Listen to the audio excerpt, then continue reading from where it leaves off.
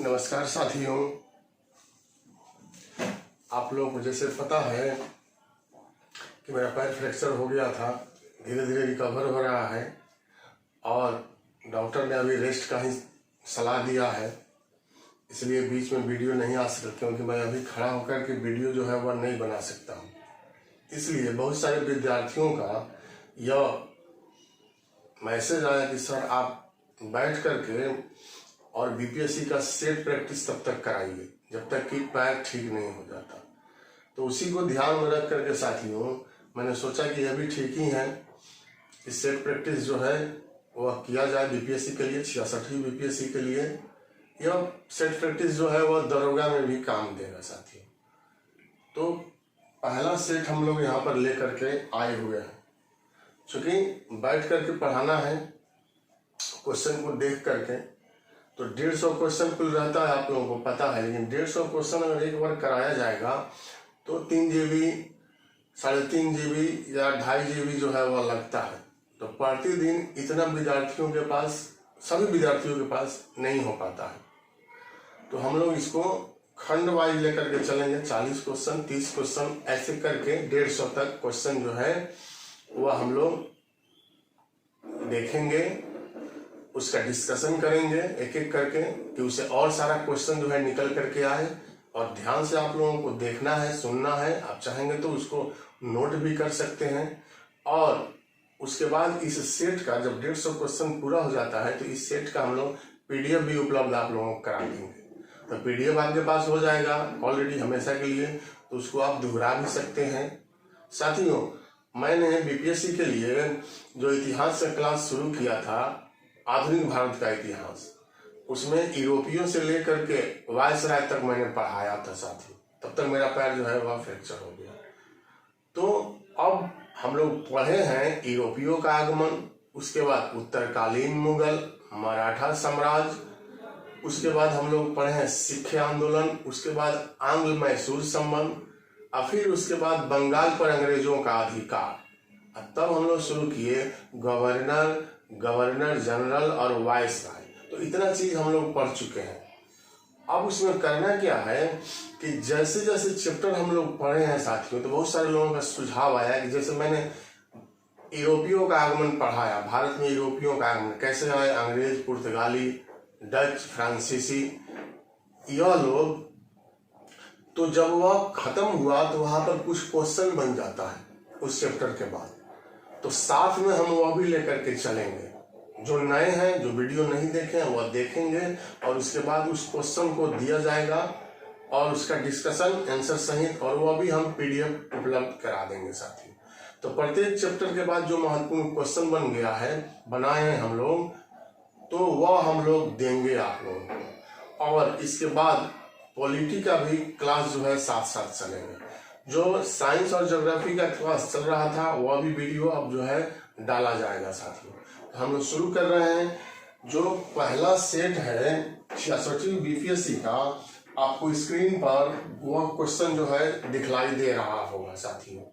तो हम लोग शुरुआत करते हैं। पहला क्वेश्चन है, कोपेनहेगन संग्रहालय की सामग्री से पाषाण, कांस्य और लौह युग की त्रियुगीय विभाजन किया था। किसने किया था मतलब? तो विकल्प दिया गया है। A थॉमसन ने, B लुबार्क ने, C टेलर ने, D चाइल्ड ने, और बीपीएससी में आप जानते हैं कि एक और विकल्प रहता है पांचवा, इनमें से कोई नहीं या एक से अधिक। तो साथियों इसका आंसर हो जाएगा A। थॉमसन ने 1820 में त्रियुगीय विभाजन जो है वह किया था। तो पहला का आंसर थॉमसन, A। दूसरा क्वेश्चन है यहाँ पर कि बुद्ध कौशाम्बी किसके राज्यकाल में आए थे? भगवान बुद्ध, जिन्होंने बौद्ध धर्म को जन्म दिया था और अपने मत का प्रचार प्रसार वह एक स्थान से दूसरे स्थान पर घूम करके कर रहे थे। इसी क्रम में भगवान बुद्ध कौशाम्बी पहुंचते हैं। तो इसमें विकल्प में है शतानिक उदयन, C है बोधि, D है निचचु और E इनमें से कोई नहीं, एक से अधिक। इसका आंसर हो जाएगा साथियों B उदयन। वत्सराज उदयन के समय में भगवान बुद्ध ने कौशाम्बी की यात्रा किया था। तो दूसरा का आंसर बी हो जाएगा। 3 नंबर क्वेश्चन है, बौद्ध धर्म की महायान शाखा औपचारिक रूप से किसके शासन काल में प्रकट हुई थी? ए अजातशत्रु, बी अशोक, सी धर्मपाल, डी कनिष्क, ई है इनमें से कोई नहीं, एक से अधिक। तो साथियों, इस क्वेश्चन में पूछा जा रहा है महायान के बारे में। तो आप सभी लोग जानते होंगे कि कनिष्क के समय में चौथी बौद्ध संगीति का आयोजन किया गया था और इसी आयोजन में बौद्ध धर्म 2 भागों में बंट गया, हीनयान और महायान। तो यहाँ आंसर हम लोगों का हो जाएगा तीसरा का डी, कनिष्क जो है इसका आंसर होगा। यह हीनयान जो था वह प्राचीन विचारधारा को मानता था और महायान जो है वह नवीन विचारधारा को लेकर के चलता था। तो यह हम लोगों का आंसर होगा। चौथा देखिए, मालवा क्षेत्र पर मगध की सत्ता का विस्तार निम्न में से किसके शासन काल में हुआ था? ए बिंबिसार, बी अजातशत्रु, सी उदयभद्र, डी शिशुनाग, ई इनमें से कोई नहीं, एक से अधिक। मालवा के क्षेत्र में ही अवंती महाजनपद था जिसकी 2 राजधानी थी, उज्जैन और महिष्मती। मगध के शासक जो थे शिशुनाग वंश के संस्थापक भी थे। इन्होंने ही अभियान करके अवंती को मगध साम्राज्य में मिला लिया था साथियों, बहुत बड़ी उपलब्धि थी। इसलिए आंसर जो है यहाँ पर शिशुनाग हो जाएगा, डी। चौथा का आंसर शिशुनाग डी हो जाएगा। मालवा के जगह पर अगर अवंती भी रहता तो तब भी आंसर जो है वह शिशुनाग ही होता। 5 नंबर क्वेश्चन है, प्रसिद्ध यूनानी राजदूत मेगास्थनीज भारत में किसके दरबार में आया था? ए अशोक, बी हर्षवर्धन, सी चंद्रगुप्त मौर्य, डी हेमू, ई इनमें से कोई नहीं, एक से अधिक। तो साथियों, आप जानते हैं कि सेल्यूकस निकेटर के राजदूत थे मेगास्थनी, जो मौर्य साम्राज्य के संस्थापक चंद्रगुप्त मौर्य के राज दरबार में आए थे। क्योंकि संधि हुआ था, सेल्यूकस निकेटर पराजित हो गए थे और संधि हुआ था। इसी संधि शर्त के अनुसार सेल्यूकस निकेटर ने मेगास्थनीज को अपना राजदूत बना करके चंद्रगुप्त मौर्य के दरबार में भेजा था और इसी मेगास्थनीज ने इंडिका नामक बहुत महत्वपूर्ण पुस्तक है, परीक्षा में बार बार पूछा जाता है, इंडिका नामक पुस्तक की रचना कर दिया साथियों। तो इसका आंसर जो है सी हो जाएगा, चंद्रगुप्त मौर्य। साथियों, मेगास्थनीज या इंडिका से और भी प्रश्न जो है वह बनता है और परीक्षा में पूछा भी जाता है। जैसे मेगास्थनीज के अनुसार भारत में दास प्रथा नहीं था, यह परीक्षा में पूछा जाता है। किसके अनुसार भारत में दास प्रथा नहीं था? तो मेगास्थनीज के अनुसार या इंडिका के अनुसार। मेगास्थनीज की पुस्तक इंडिका में मौर्य नगर प्रशासन का बहुत विस्तार पूर्वक वर्णन किया गया है। मेगास्थनीज कहता है कि भारत में दास प्रथा नहीं था, साथ में भारत में अकाल भी नहीं पड़ता था। तो मेगास्थनीज ने भारतीय समाज को 7 भागों में विभाजित कर दिया था। तो यह क्वेश्चन भी आपको पूछा जा सकता है और यह सब वर्णन है इंडिका नामक ग्रंथ में। 6ठा क्वेश्चन है साथियों, नालंदा विश्वविद्यालय के विनाश का कारण था। यह तो बीपीएससी में पूछ दिया है, बीपीएससी में क्वेश्चन को रिपीट भी किया जाता है, इसलिए यह क्वेश्चन है। नालंदा विश्वविद्यालय की स्थापना कुमारगुप्त प्रथम ने किया था। गुप्त वंश के शासक थे कुमारगुप्त प्रथम और इन्होंने नालंदा विश्वविद्यालय का स्थापना किया था। और मुहम्मद बिन बख्तियार खिलजी का नाम आता है साथियों, मुहम्मद बिन बख्तियार खिलजी। उसी ने नालंदा विश्वविद्यालय और विक्रमशिला विश्वविद्यालय की आग के हवाले कर दिया, नष्ट कर दिया उसको। मात्र धरोहर के रूप में, खंडहर के रूप में यह बचा हुआ है। चूंकि वह इस्लाम धर्म का अनुयायी था, इसलिए विकल्प में दिया गया है ए मुसलमान, बी कुषाण, सी सिथियंस, डी मुगल, ई इनमें से कोई नहीं, एक से अधिक।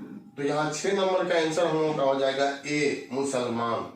या इसके जगह पर नहीं देगा तो देगा आपको मोहम्मद बिन बख्तियार खिलजी। तो यह आपको ध्यान में रखना है।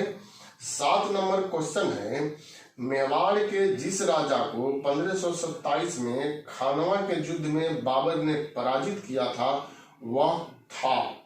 नाम पूछा जा रहा है ए राणा प्रताप, बी मान सिंह, सी सवाई उदय सिंह, डी राणा संगा, ई इनमें से कोई नहीं, एक से अधिक। तो आप सभी लोग जानते हैं कि बाबर ने 1526 में पानीपत के युद्ध में इब्राहिम लोदी को पराजित किया था और मुगल वंश को स्थापित कर दिया था। राणा संगा ने बाबर का साथ नहीं दिया था जबकि उसने आमंत्रित किया था, ऐसा माना गया है, इसलिए नाराज था और अभियान करता है। 1527 में राणा संगा और बाबर के बीच यह युद्ध हुआ जिसको खानवा के युद्ध के नाम से हम लोग जानते हैं साथियों, खानवा का युद्ध। और इस युद्ध में राणा संगा को बाबर ने पराजित कर दिया, अब पूर्ण रूप से स्थायित्व प्राप्त कर लिया मुगल वंश। तो इसमें आंसर हम लोगों का राणा संगा होगा, आंसर हो जाएगा डी 7 का। 8 नंबर क्वेश्चन, मुगल काल में जनपद या जिला क्या कहलाता था? मुगल काल में साथियों विशाल साम्राज्य का निर्माण किया गया था और प्रशासन की सुविधा के लिए साम्राज्य को विभिन्न प्रशासनिक इकाइयों में बांटा गया था। उसी से यह प्रश्न है, ए है इक्ता, बी है सरकार, सी है तर्फ, डी है सूबा, ई है इनमें से कोई नहीं या एक से अधिक। तो मुगल काल में साथियों राज्य को कहा गया है सूबा और उसका अधिकारी होता था सूबेदार, और राज्य का विभाजन जिला में किया गया था, जनपद में किया गया था, उसको कहा गया है सरकार। तो यहाँ आंसर जो है बी हो जाएगा सरकार। इक्ता जो यहाँ लिखा हुआ है यह इक्ता दिल्ली सल्तनत से संबंधित है। उसके बाद 9वां क्वेश्चन है, दिल्ली के लाल किले में मोती मस्जिद का निर्माण किया था। ए अकबर ने, बी जहांगीर ने, सी शाहजहां ने, डी औरंगजेब ने, ई इनमें से कोई नहीं, एक से अधिक। तो यह दिल्ली का मोती मस्जिद पूछा जा रहा है साथियों। मुगल काल में 2 मोती मस्जिद का निर्माण कराया गया, एक शाहजहां ने किया और एक औरंगजेब ने किया। दोनों ध्यान में रखना है। यहाँ जो क्वेश्चन पूछा जा रहा है दिल्ली का मोती मस्जिद, तो इसका आंसर हो जाएगा डी, औरंगजेब ने दिल्ली के लाल किला के अंदर मोती मस्जिद का निर्माण कराया था और शाहजहां ने आगरा में मोती मस्जिद का निर्माण कराया था जो इससे ज्यादा खूबसूरत है और पर्सी ब्राउन ने इसकी बहुत अधिक बड़ाई की है।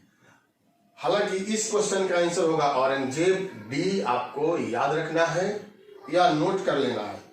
10 नंबर क्वेश्चन है, अकबर की लोकप्रियता के कारण थे ए मनसबदारी प्रथा, बी धार्मिक नीति, बी सी भू राजस्व व्यवस्था, यहाँ सी होना चाहिए लेकिन बी ही है, डी सामाजिक सुधार। तो साथियों अकबर की लोकप्रियता के कारण में अब विकल्प यहाँ दिया गया है, ए बी सही है, बी में बी सही है, सी में सी सही है, डी में ए बी सी डी मतलब चारों सही है, ई इनमें से कोई नहीं, एक से अधिक। तो अकबर के लोकप्रियता के यह सभी कारण थे। चूंकि मनसबदारी प्रथा वह लाया था, भू राजस्व व्यवस्था में कार्य किया था, धार्मिक नीति वह लाया था, दीन इलाही, और सामाजिक स्तर पर भी बहुत सारा सुधार किया था। इसलिए आंसर इसका होगा D, A B C D सही है। तो 10 नंबर क्वेश्चन का आंसर हो जाएगा डी आपको। 11 नंबर क्वेश्चन है कि हुनों ने भारत पर आक्रमण किया था। ए चंद्रगुप्त द्वितीय के शासनकाल में, बी कुमारगुप्त प्रथम के शासनकाल में, सी स्कंदगुप्त के शासनकाल में, डी बुद्धगुप्त के शासनकाल में, ई इनमें से कोई नहीं, एक से अधिक। तो साथियों यह गुप्त वंश से संबंधित है। हुन लोग बर्बर जाति के थे और इन लोगों ने स्कंदगुप्त के समय में आक्रमण किया था। तो यहाँ आंसर हम लोगों का हो जाएगा सी स्कंदगुप्त। और इसका उल्लेख जो है भीतरी शिलालेख में इसका उल्लेख जो है वह किया गया है। तो यह अभिलेख अगर पूछे तो भी ऐसे स्कंदगुप्त इसका आंसर जो है वह हो जाएगा साथियों। इसके बाद 12 नंबर क्वेश्चन है, यहां सुमेल करना है। सुमेल से क्वेश्चन पूछा जा रहा है आपको। ए सूर्य मंदिर, बी लिंगराज मंदिर, सी हवा महल, डी गोमतेश्वर की प्रतिमा। अब इधर जो है वह स्थान दिया गया है। 1 कर्नाटक, 2 कोणार्क, 3 जयपुर, 4 भुवनेश्वर। तो इसको मिलाना है आपको। तो ए सूर्य मंदिर, आप जानते हैं कोणार्क में सूर्य मंदिर है, तो ए का 2 हो जाएगा। लिंगराज मंदिर, उड़ीसा के भुवनेश्वर में लिंगराज मंदिर है। हवा महल तो जयपुर में है, तो सी का 3 हो जाएगा। डी गोमतेश्वर की प्रतिमा, यह कर्नाटक में है, श्रवणबेलगोला में, तो 1 हो जाएगा। इस प्रकार आंसर हम लोगों का हो जाएगा ए का 2, बी का 4, सी का 3, डी का ए। तो इसमें हम लोग आंसर देंगे ए। 12 का आंसर जो है वह ए हो जाएगा। 13 नंबर क्वेश्चन है, दिल्ली के किस सुल्तान के विषय में कहा गया है कि उसने रक्त और लौह की नीति अपनाया था। साथियों इसमें विकल्प में है ए इल्तुतमिश, बी बलबन, सी जलालुद्दीन, डी फिरोज तुगलक, ई इनमें से कोई नहीं, एक से अधिक। तो रक्त एवं लौह की नीति जो है वह बलबन की नीति है। बलबन जिसका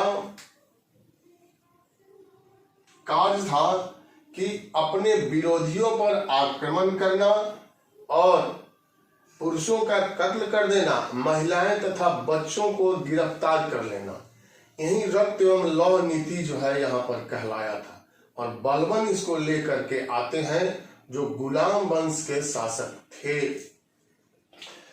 14 नंबर क्वेश्चन, सल्तनत काल में भू राजस्व का सर्वोच्च ग्रामीण अधिकारी था।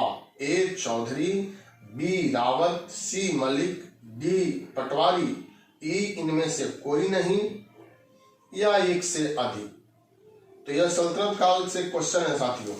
सल्तनत काल में प्रशासन की सबसे छोटी इकाई जो थी उसको ग्राम कहा जाता था। और यहां चौधरी, खूत और मुकद्दम, यही 3 अधिकारी होते थे ग्राम स्तर पर। और यहां जो प्रश्न पूछा गया है उसका आंसर जो है वह चौधरी होगा, जो हम लोगों के विकल्प में दिया गया। 14 का आंसर जो है वह ए हो जाएगा, चौधरी। 15 नंबर क्वेश्चन, भारत के किस मध्यकालीन शासक ने इक्ता व्यवस्था प्रारंभ किया था। 15 नंबर क्वेश्चन है हम लोगों का।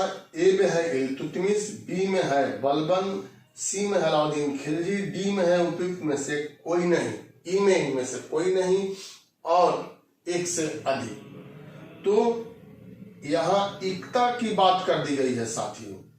इक्ता व्यवस्था, इक्ता का शाब्दिक अर्थ प्रांत होता है और इसका अधिकारी जो है वह इक्तादार कहलाता था। इक्तादार, नायब भी कहलाता था, वली भी कहलाता था, नायब या वली। तो कई नाम था, इक्तादार, नायब, वली। और इस व्यवस्था की शुरुआत जो है सर्वप्रथम इल्तुतमिश ने किया था। इल्तुतमिश दिल्ली सल्तनत का वास्तविक संस्थापक माना गया है। इल्तुतमिश साथियों दिल्ली सल्तनत के संस्थापक थे कुतुबुद्दीन ऐबक। उसी में पूछ दे वास्तविक संस्थापक कौन था, तो यहाँ पर आपका आंसर बदलता है और वह इल्तुतमिश हो जाता है। अब 16 नंबर क्वेश्चन आप देखिए, पंजाब में अमृतसर नगर को स्थापित किया था। ए गुरु नानक ने, बी गुरु गोविंद सिंह ने, सी गुरु तेग बहादुर ने, डी गुरु रामदास ने, ई इनमें से कोई नहीं, एक से अधिक। अमृतसर 1577 में इसकी स्थापना की गई थी। और साथियों यह काल है गुरु रामदास का, चौथे गुरु थे गुरु रामदास। गुरु रामदास से बहुत सारा प्रश्न पूछा जाता है। एक तो यह हो गया अमृतसर की स्थापना, दूसरा इन्हीं के समय में गुरु का पद वंशानुगत हो गया। यह बहुत बड़ी बात थी कि अब गुरु का पुत्र ही गुरु के गद्दी पर आएगा। इन्होंने, अकबर ने जो जमीन दिया था, अकबर इनके परम मित्र थे, और उन्होंने 500 बीघा जमीन गुरु रामदास को दे दिया था। और उसी भूमि पर एक नए शहर का निर्माण कराया गया। नाम रखा गया रामदासपुर। रामदासपुर या चक गुरु, यही कहा गया है, रामदासपुर कहा गया या चक गुरु। और यही रामदासपुर या चक गुरु वर्तमान में अमृतसर के नाम से विख्यात है। क्योंकि वहां सरोवर भी है, तो इसमें आंसर हम लोगों का होगा गुरु रामदास, डी हो जाएगा। इन्हीं को श्रेय दिया जाता है अमृतसर की स्थापना का। 17 नंबर क्वेश्चन, भारत में अंग्रेजों के समय में प्रथम जनगणना हुई थी। लॉर्ड डफरिन के कार्यकाल में, बी है लॉर्ड लिटन के कार्यकाल में, सी है लॉर्ड मेयो के कार्यकाल में, डी है लॉर्ड रिपन के कार्यकाल में, और इनमें से कोई नहीं, एक से अधिक, ई है। तो सबसे पहले हम यह जानेंगे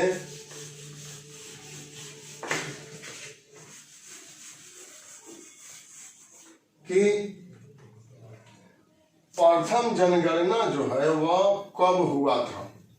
तो 1872 में साथियों पहली बार भारत में जनगणना हुआ, और यह काल है मेयो का। तो लॉर्ड मेयो के समय में 1872 में पहली बार जनगणना का कार्य हुआ। यही क्वेश्चन यहाँ पर पूछा गया है, तो आंसर हम लोगों का हो जाएगा सी, लॉर्ड मेयो के कार्यकाल में। लेकिन जनगणना से एक और क्वेश्चन पूछा जाता है। अगर पूछ दे कि 10 वर्षीय जनगणना या विधिवत रूप से जनगणना का कार्य सबसे पहले किसके समय में हुआ, तो यह होता है शुरुआत 1881 से, और यह काल है लॉर्ड रिपन का। तो दो आपको याद रखना है। जनगणना से पहली बार जनगणना हुआ तो मेयो के समय में 1872। दूसरा पूछ देगा 10 वर्षीय जनगणना की शुरुआत, तो लॉर्ड रिपन आंसर हो जाएंगे। या विधिवत रूप से पहली बार जनगणना की शुरुआत, तो यह भी लॉर्ड रिपन ही आंसर यहाँ पर हो जाएगा। तो यह आप दो क्वेश्चन याद रखना है, एक जो इसमें हम बता रहे हैं, और इस समय के लिए आंसर होगा लॉर्ड मेयो के कार्य का। 18 नंबर क्वेश्चन, 1857 के विद्रोह से बिहार का कौन सा भाग अप्रभावित रहा। 1 दानापुर, 2 पटना, 3 आरा, 4 मुजफ्फरपुर, 5 मुंगेर। अब यहाँ विकल्प दिया गया, उसमें से चुनना है। ए में है 4 और 5, बी में है केवल 5, सी में है केवल 4, डी में है 3, 4 एवं 5, ई में इनमें से कोई नहीं, एक से अधिक। तो 1857 का विद्रोह अगर आप पढ़े होंगे तो उसमें हम लोग जानते हैं कि दानापुर में विद्रोह हुआ जोधारा सिंह के नेतृत्व में, और यह सेना जाकर के बाबू कुंवर सिंह के साथ मिल गई। तो जिसमें एक दिया हुआ है वह तो सीधे सीधे नहीं होगा आंसर, क्योंकि यहाँ पर हुआ था पटना। हम लोग जानते हैं, क्वेश्चन भी कई बार पूछ दिया है कि पटना में पीर अली ने नेतृत्व प्रदान किया था, तो यह भी नहीं होगा। तो 2 जिसमें दिया हुआ वह ऐसे ही खत्म हो जाता है। फिर से 3 आरा, बाबू कुंवर सिंह जो जगदीशपुर रियासत के मालिक थे, यहाँ भी विद्रोह हुआ था। मुजफ्फरपुर के कैदियों ने विद्रोह किया था, लोटा विद्रोह इतिहास में कहते हैं, और 1857 के विद्रोह में उन्होंने साथ दिया था। तो आंसर यहाँ हो जाएगा 5 नंबर मुंगेर, और 5 नंबर जो है केवल 5 विकल्प बी में। तो 18 का आंसर साथियों बी हो जाएगा, मुंगेर में अप्रभावित रहा था इस विद्रोह से। 19 नंबर क्वेश्चन देखिए, लॉर्ड मैकाले संबंधित हैं ए सेना के सुधार से, बी सती प्रथा की समाप्ति से, सी अंग्रेजी शिक्षा से, डी अस्थायी बंदोबस्त से, ई इनमें से कोई नहीं, एक से अधिक। लॉर्ड मैकाले बहुत विद्वान व्यक्ति थे और लॉर्ड विलियम बेंटिक के समय में इनको नियुक्त किया गया था शिक्षा में सुधार के लिए। और लॉर्ड मैकाले के रिपोर्ट के आधार पर ही 1835 से भारत में अंग्रेजी शिक्षा को अनिवार्य कर दिया गया। तो आंसर इसमें हम लोगों का होगा सी, अंग्रेजी शिक्षा से। इसी के रिपोर्ट के आधार पर बेंटिक महोदय ने अंग्रेजी शिक्षा को अनिवार्य बना दिया था। तो यहाँ 19 नंबर क्वेश्चन का आंसर हम लोगों का हो जाएगा सी, अंग्रेजी शिक्षा से। अब 20 नंबर क्वेश्चन है कि झंडा गीत किसने लिखा था। ये तो आसान क्वेश्चन है। ए रविंद्रनाथ टैगोर, बी बंकिम चंद्र चटर्जी, सी मैथिली शरण गुप्त, डी श्यामलाल पार्षद, ई इनमें से कोई नहीं, एक से अधिक। डी में श्यामलाल पार्षद होना चाहिए साथियों, यामलाल हो गया है, एक अक्षर यहाँ छूटा हुआ है स, तलाबे स, आप उसको बना लीजिएगा। डी श्यामलाल पार्षद, इसका आंसर जो है डी हम लोगों का हो जाएगा 20 नंबर क्वेश्चन का।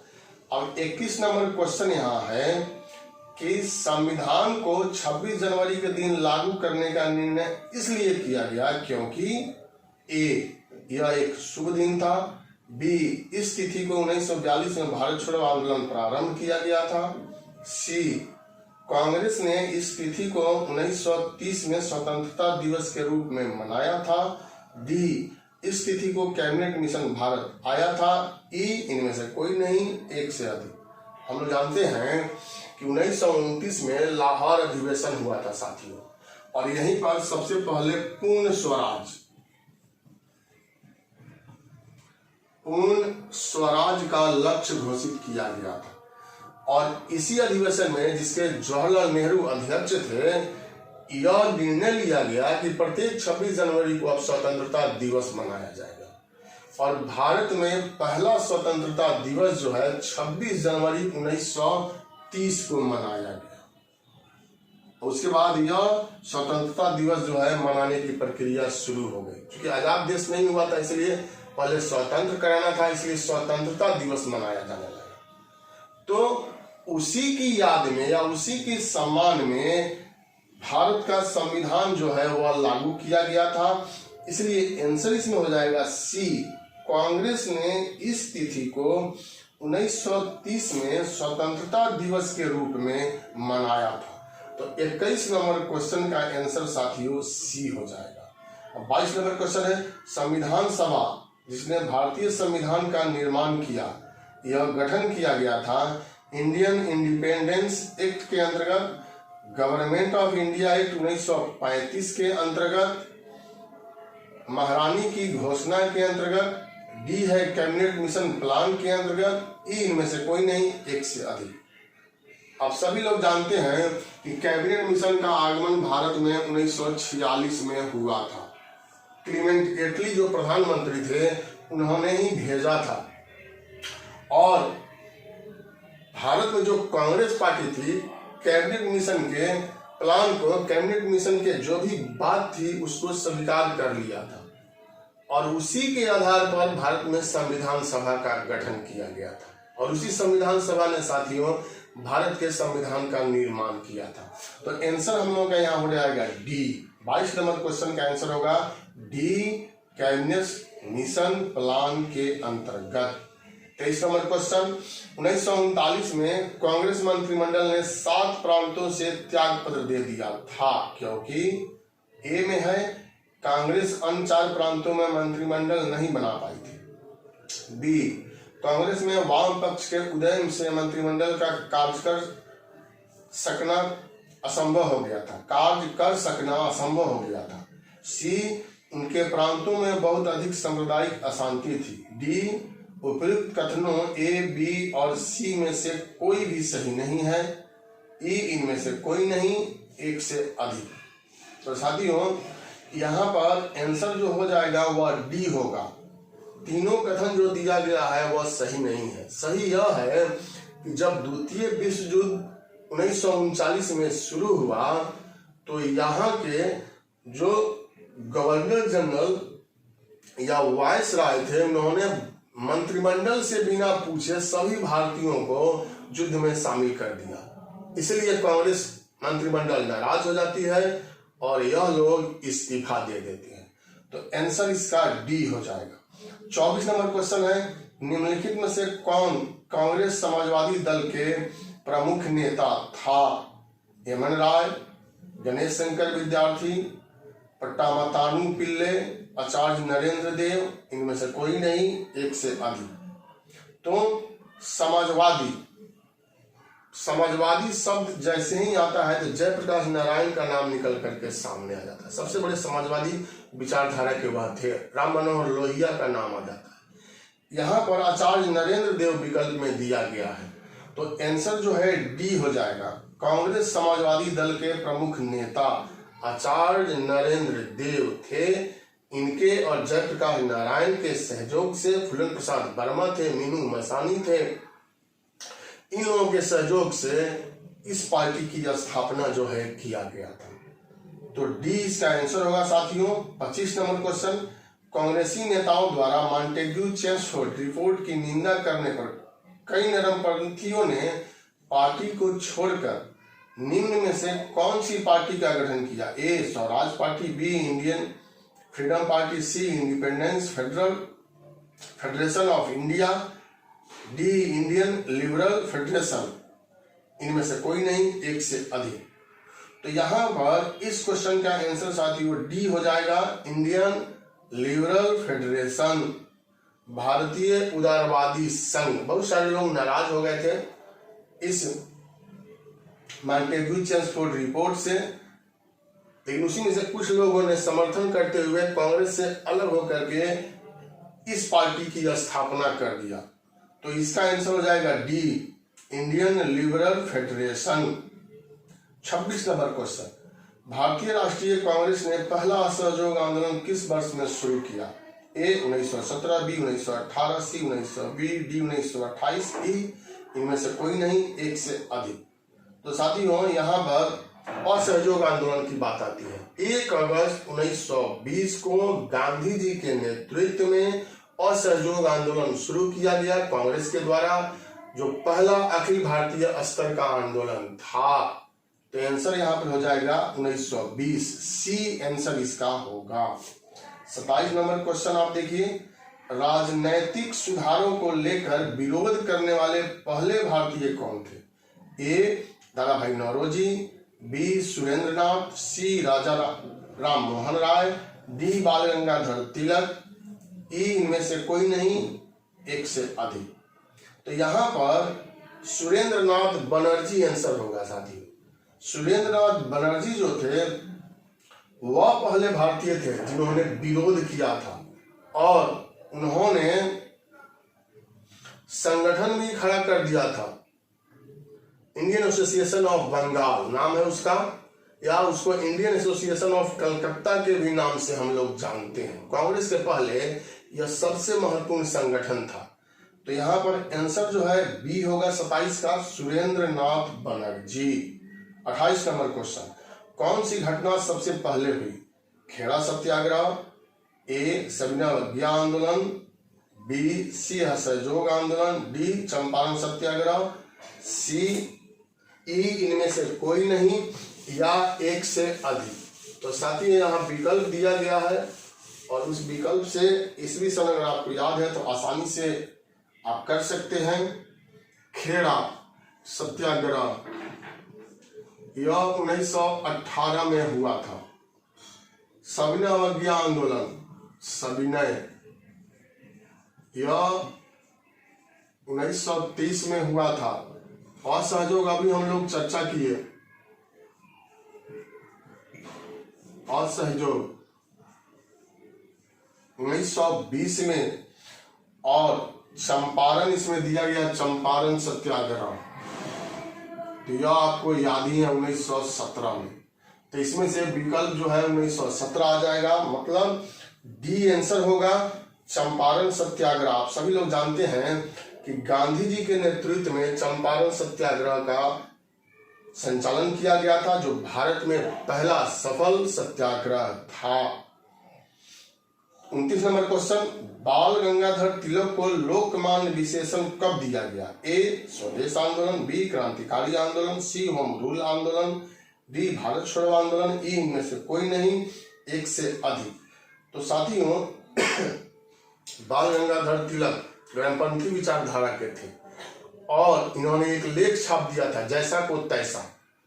जैसे शिवाजी ने अफजल खां की हत्या किया था, उसी लेख को छाप दिया था और उससे प्रभावित होकर के चापेकर बंधुओं ने प्लेग कमिश्नर रैंड आयरेस्ट की हत्या कर दिया, जिसके परिणाम स्वरूप चापेकर बंधुओं को फांसी की सजा दिया गया और बाल गंगाधर तिलक को भी गिरफ्तार करके जेल में डाल दिया गया।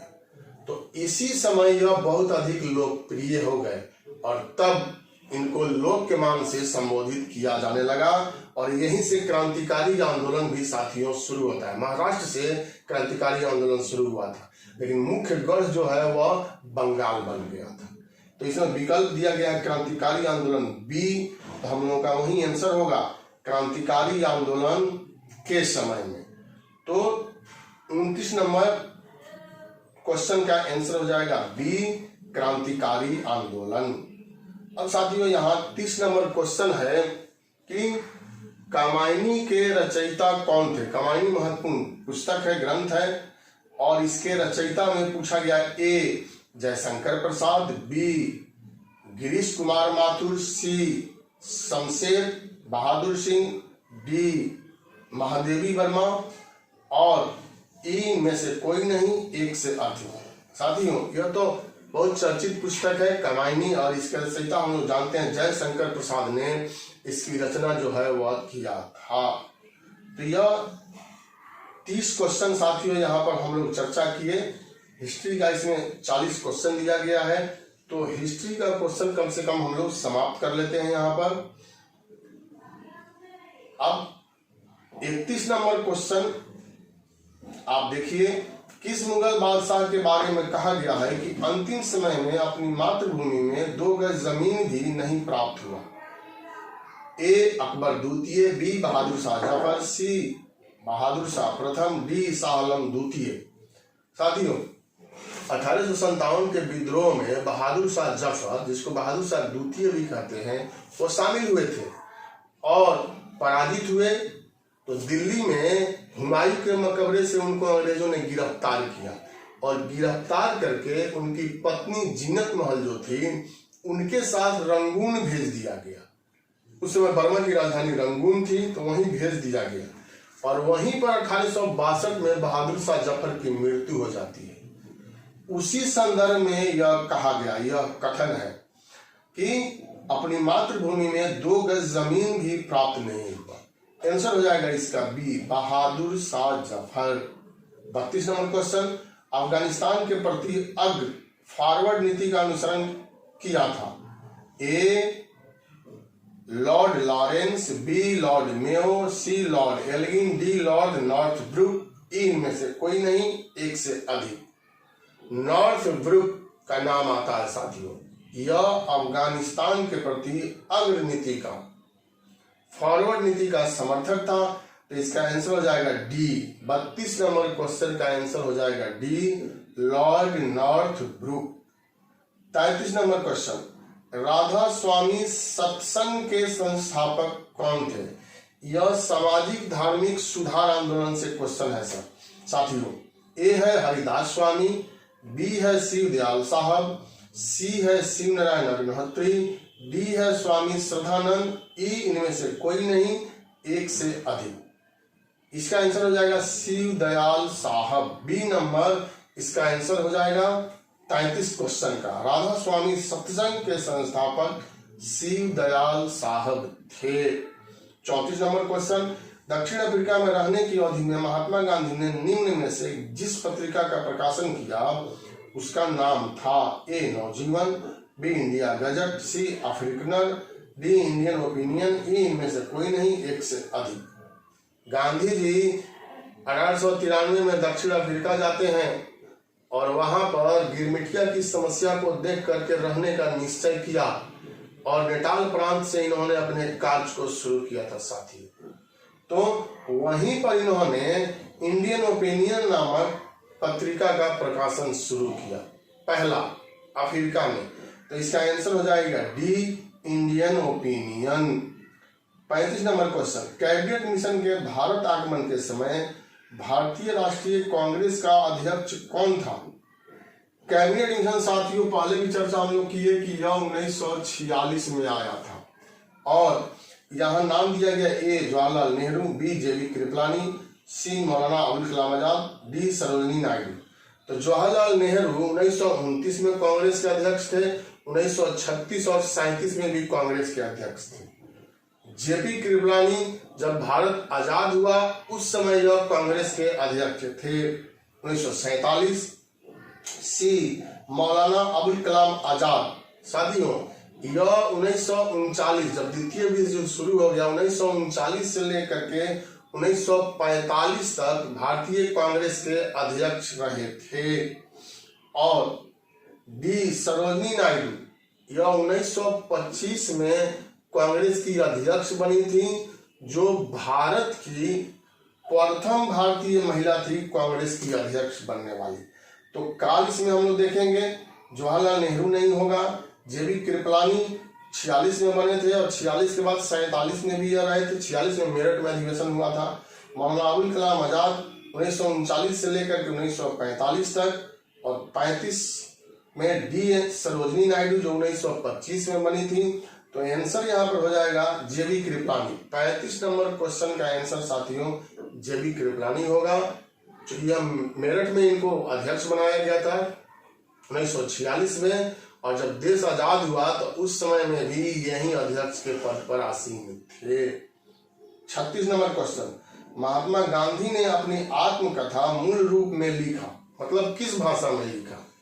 इनकी आत्मकथा का नाम है साथियों माई एक्सपेरिमेंट विथ ट्रुथ, सत्य पर मेरा एक प्रयोग।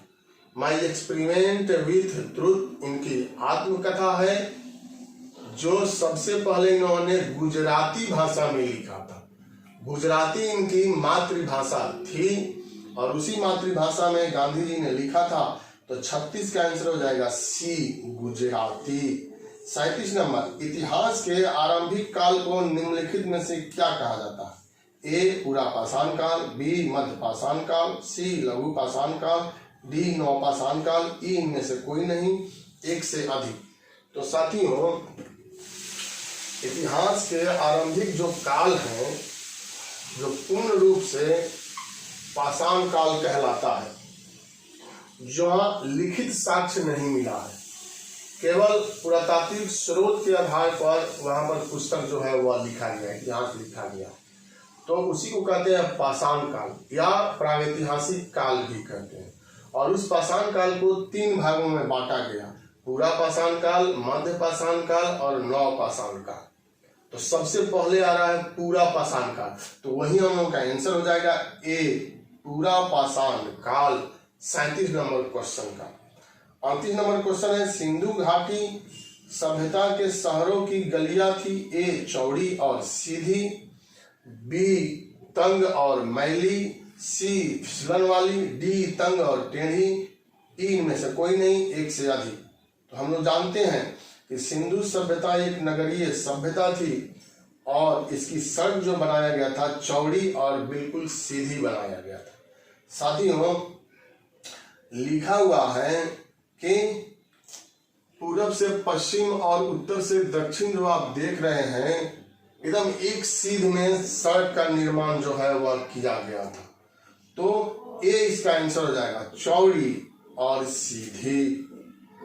उसके बाद 39 नंबर क्वेश्चन, सिंधु घाटी के लोगों की एक महत्वपूर्ण रचना निम्नलिखित में से किसकी मूर्ति थी? ए नटराज की, बी नृत्य करती हुई बालिका, सी बुद्ध, डी नरसिम्हा, सी इनमें से कोई नहीं, एक से अधिक।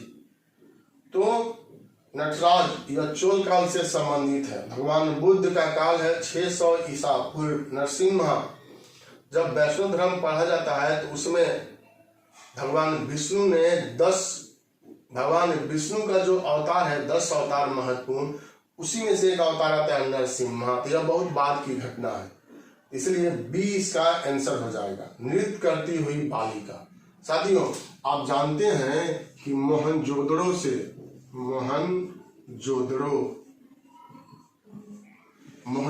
से कांस्य की नृत्य करती हुई एक मूर्ति मिला है। वहीं यहाँ पर विकल्प में दिया गया है नृत्य करती हुई बालिका, जो कांस्य धातु से बनाया गया था। तो यही आंसर होगा, 39 का बी आंसर हो जाएगा, जिसका साक्ष्य मोहनजोदड़ो से प्राप्त हुआ। 40 नंबर क्वेश्चन है, सिंधु अर्थव्यवस्था की ताकत थी ए कृषि, बी व्यापार, सी चाक पर बनाए गए मिट्टी के बर्तन, डी बढ़ईगिरी, ई इनमें से कोई नहीं, एक से अधिक। तो सिंधु सभ्यता जो थी साथियों, नगरीकरण सभ्यता थी। इसका मुख्य ताकत जो था वह कृषि था।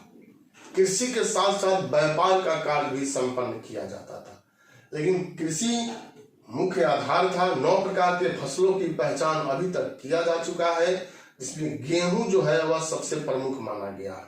चावल का तो उतना प्रचलन नहीं था, क्योंकि चावल का साग जो है वह लोथल से ही मिला है केवल। तो ए इसका आंसर हो जाएगा साथियों। तो यह 40 क्वेश्चन है 150 में। आप लोग इसको ध्यान से देखिए, और इस 40 में और सारा भी डिस्कशन के रूप में क्वेश्चन निकल करके सामने आया होगा, तो उसे भी आप नोट करते चलिए, यह आपको बहुत लाभ देगा। उसका अगला रोज जो वीडियो हम लोग लेकर के आएंगे तो क्वेश्चन नंबर 41 से शुरू करेंगे साथियों। दूसरी बात मैं यह कहना चाह रहा था कि जो बीपीएससी की पीटी में पास कर गया है 65वीं बीपीएससी, तो समान अध्ययन जीएस का मुख्य परीक्षा का वो हम लोग गेस कर रहे हैं, और इतिहास जो वैकल्पिक विषय है इतिहास, वो भी हम लोग गेस कर रहे हैं, और उस क्वेश्चन को भी हम लोग लेकर के आप लोगों के सामने आएंगे, जो मुख्य परीक्षा से संबंधित है और जो मुख्य परीक्षा में शामिल होने वाले छात्र हैं। यहाँ पर पूर्ण रूप से उसको बतलाया जाएगा, डिस्कशन किया जाएगा, और पीडीएफ के माध्यम से वह नोट्स भी आपको उपलब्ध करा दिया जाएगा साथी। यह सब निःशुल्क सेवा आप लोगों को दी जा रही है कि थोड़ा बहुत हेल्प हो जाए और मेरा पैर जो है वह जल्दी से ठीक हो जाए, ताकि मैं आगे जो है गवर्नर जनरल वायसराय से आगे का जो चैप्टर था 1857 का विद्रोह, उसकी मैं शुरुआत कर सकूं। बहुत बहुत धन्यवाद आप लोगों का। जो भी नए साथी जुड़ रहे हैं, भाई जुड़ रहे हैं, वह सब्सक्राइब कर दीजिए, शेयर कीजिए, ताकि ज्यादा से ज्यादा लोगों के पास यह पहुंचे। लाइक करने में कुछ ज्यादा नहीं, उसी से लगता है कि हाँ हमने जो कार्य किया, जो मेहनत किया, वो कहाँ तक सफल रहा। कमेंट भी आप कीजिए, बताइए हमको कि कहाँ कहाँ गलती है, उसमें सुधार करने के लिए, तब तो हमको आइडिया मिलेगा कि हाँ यहाँ पर गलती है, इसको हमको सुधार करना है, या और हम लोग किस तरह से करें कि जिससे आप लोगों को ज्यादा से ज्यादा लाभ हो। बहुत बहुत धन्यवाद। फिर हम लोग अगले दिन मिलेंगे, क्वेश्चन नंबर 41 से शुरुआत किया जाएगा। थैंक यू, और अच्छे से तैयारी आप लोग कीजिए।